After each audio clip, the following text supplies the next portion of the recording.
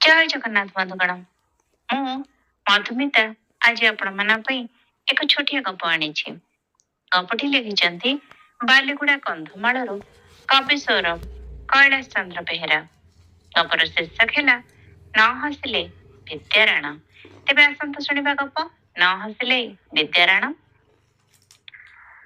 विद्यालय साहित्य शिक्षक व्याकरण पढ़ाउथिले। पिला माने मन दे शुणुथिले। शिक्षक कहिले पिला माने आजी आजी म तम मानकु कारक आ विभक्ति विषय पढ़ेबी बुझिल। अन्य मनस्क न होई समस्ते सुनिब आ पढ़ा सरला परे मो प्रश्न पचारिबी। जे उत्तर दे परिबो से सबु ठारू भल पिला बोली जणा पड़िबो बुझिल। एहा परे शिक्षक कारक केते प्रकार आ कौन कौन क्यों कारक क्यों विभक्ति हुए से सब बुझे कहले। शेष कहले अरे तमने ओडिया जानिबा सहित इंग्रजी भी जानिबा निहाती दरकार। कारण इंग्रजी होची आंतर्जातिक भाषा। तेणु मन रख कारक को इंग्रजी रे कहा जाए केस बुझिल।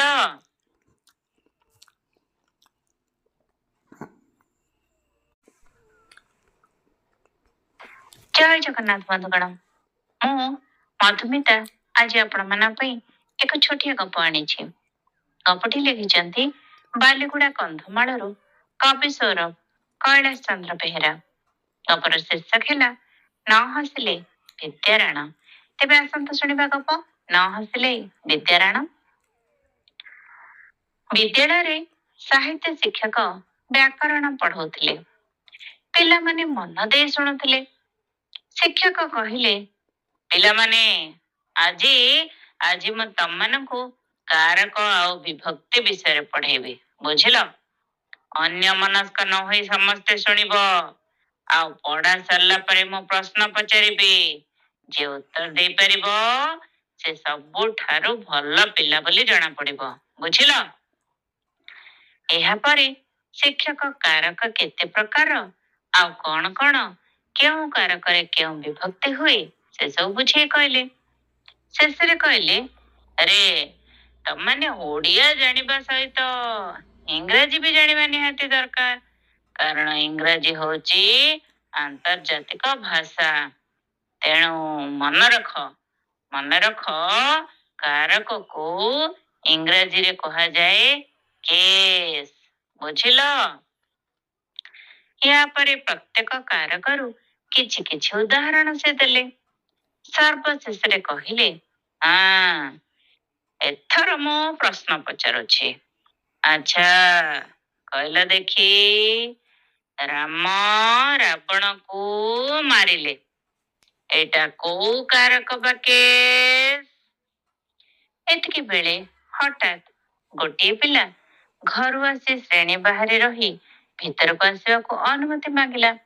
शिक्षक पचारे अरे तोर आज कहीं एते डेरी है कहलु। पिलाटी कहला सर क्षमा करिबे मु दूर गाँव रु आसुछि। आज ना बस टिके विलंब रे पहुंचला से मोर डेरी हो गला सर। किंतु किंतु बाहर थई ना मु आपनका पढ़ेबा सुनुथली। पचारू नाहंती जा पचारिबे। तापरे सर पचारले अच्छा कहलु राम रावण को मारिले एटा को केस। पिलाटी संगे संगे उत्तर देला सर सर सर एटा ना एटा मर्डर केस। शिक्षक रागी जाए कहले कौन कहलु हाँ। पिलाटी पुणी कहला हाँ सर एटा एटा मर्डर केस। मो बापा परा पुलिस चाकरी करंती मु जानिनी। एहा सुनी समस्ते ठो ठो होई हसी उठिले। आओ आपण मध्य न हसिले विद्याराण। कहानी ये समाप्त होइछे। तेबे छोटिया कहानी आपण मन केमति लागिला मत अवश्य जणाइबे। अपेक्षा रहिला। जय जगन्नाथ। धन्यवाद।